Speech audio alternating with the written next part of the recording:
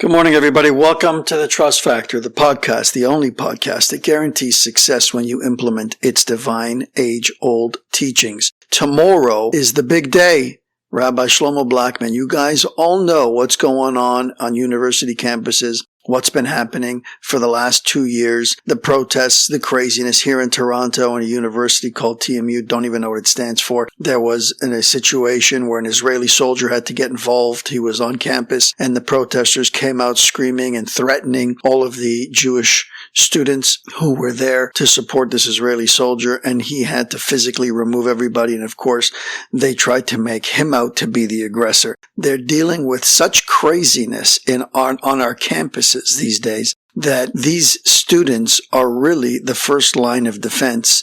And you can imagine these are the people who are going to become our leaders of the next generation. And they have to deal with this. I mean, you want to talk about trial by fire. You want to talk about these people getting real life experience at such a young age. This is it. So the silver lining may be that we're going to have a wonderful group of leaders, Jewish leaders, that are going to come out of the ashes of this craziness that has been happening on campus. And who better to talk about this than the actual campus director for these Kiruv organizations like Olami Eish. So that's tomorrow, my friends. You don't want to miss it. We left off summarizing chapter 5, the longest one, so much content. We left off with the social experiment that lady had pulled off, trying to call around different churches to see who would give her a can of formula. And it really doesn't matter what the details are behind it. They could, they couldn't, they should, they shouldn't, doesn't matter. She called around to these institutions that all they do is collect money. That's all they do is ask from their congregants, give, so that we can help. And at the first opportunity, at a wonderful opportunity, such as this, they turn the individual away. They failed their tests, so many of them. There were some who passed, for sure, but it was the vast minority. My friends, number 4 was that when you have money, when you recognize the power of money and the utility of money, you understand that once you have what you need, once you know that you're comfortable, once your expenses have been taken care of, you immediately look to other people to say, how can I help you? How can I make sure that you're not suffering? How can I help elevate my world around me using the tools that God gave me, specifically money, but also many other things, your time and your talents to be able to make this world a better place. Number 5, one who has trust views working to earn a living as a means of spiritual growth and preparing for the afterlife. He therefore chooses an occupation that enables him to be true to the Torah. One who lacks trust views working as a means of amassing wealth through his own efforts, and therefore the difference between them is that he is thus willing to take up any means of making money, even if it's disgraceful and comes at the expense of his Torah observance. Somebody who knows where the money is coming from. Somebody who lives a life knowing that my income was determined on Rosh Hashanah, on the Jewish New Year. That's when my money was determined. How much I'm going to make, or God forbid, lose. There is nothing that I can do, or very little, if anything, that I can do throughout the year to impact that amount of money.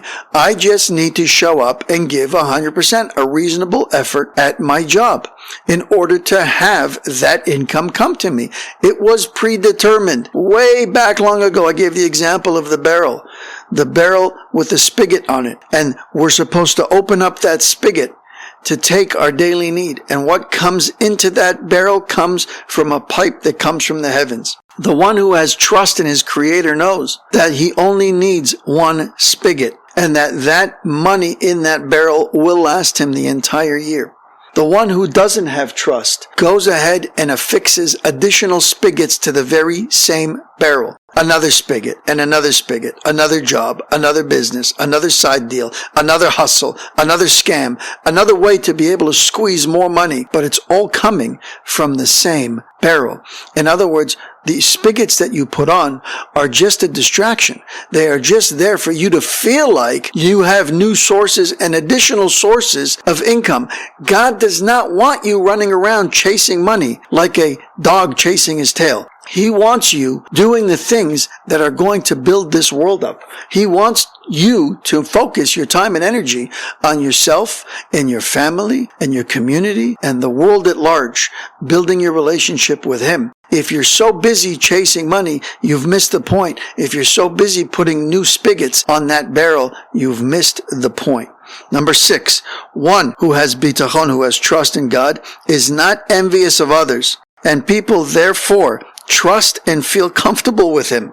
Mutual love develops between them, and he is surrounded by kindness. One who lacks, on the other hand, is envious and accusing, blaming others for any want that he suffers. His negative attitude causes people to hate him in this world and Hashem to scorn him in the next world. There is no benefit to somebody who lacks trust in God in this world. A salesman who trusts is loved. Typically, salesmen are not. They're shunned. They're pushed away. Nobody likes a pushy salesman. Somebody who trusts in God is not a pushy salesman.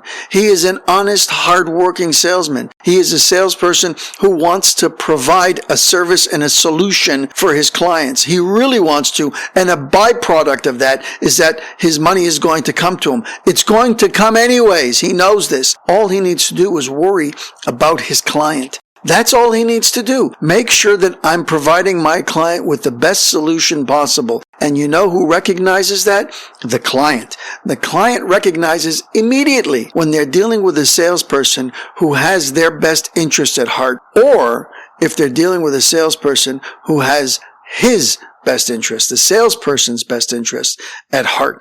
It is glaringly obvious when you have an individual who doesn't trust in Hashem that he thinks if he doesn't close you, if he doesn't lock down this deal, he's going to miss out on a meal sometime. As opposed to the individual who knows where his meal is coming from. He dedicates all of his energy, all of his time to being able to make sure that the client is happy. The money is secondary because it's already been determined. And number 7, this one, by the way, my friends, number 7 is what chapter 6 is focused on. One who has trust understands that life is temporary and thus does not grieve when his material wishes are not filled. He spends his time preparing for his final day and does not worry about future needs because just as he relies on God that he will live, he relies on him to provide his sustenance as needed. God brought me into this world. Therefore, he has a duty. He's duty bound to me to make sure that I have my daily needs so that I can survive and thrive in this world. He's duty bound. That means every single one of us is going to be supported by him. The question becomes, what do you do with that support? Where do you spend those resources and allocate that time that he's given you? Just like we as parents who bring children into this world have an obligation and are duty bound to them, so too he is to us. One who lacks trust bemoans his material insufficiencies. He never has enough. He acts as though he will live forever, constantly working to save for the future and postponing his spiritual preparation until he will have amassed enough savings to provide for himself and his family for as long as he imagines that they will live. In other words, he thinks they're going to live forever because this society does not remind you that this is a temporary life. I'm reminding you of that because the Torah reminds you of this. The Torah uses it as a tool, as an incentive to get you inspired, to wake you up, to shake you, to say, remember, this is a temporary existence. This existence is a means to the next world. Remember that so that your behavior then reflects that knowledge. This individual that he's talking about and that we're about to spend chapter 6 discussing is the individual that says, when the time is right, I'll come back. When the time is right, I'll pick up the book and start learning. When the time is right, I'll invest in my relationship with my Creator. When I retire, now I'm too busy. I need to make money at all costs. I need to build this life. I need to set myself up and my family up for the next 500 years. Once I'm done with that, then when I retire, I'll come back and do the right thing. And the answer is, you won't. It's not going to happen. Strike while the iron is hot. Strike while you still can, and that is today, because nobody's guaranteed tomorrow, my friends. We know this. Tomorrow, we talk to Rabbi Shlomo Blackman. I'm excited. I hope you're excited. Sunday, we pick up with chapter 6. Have an amazing rest of the day, my friends.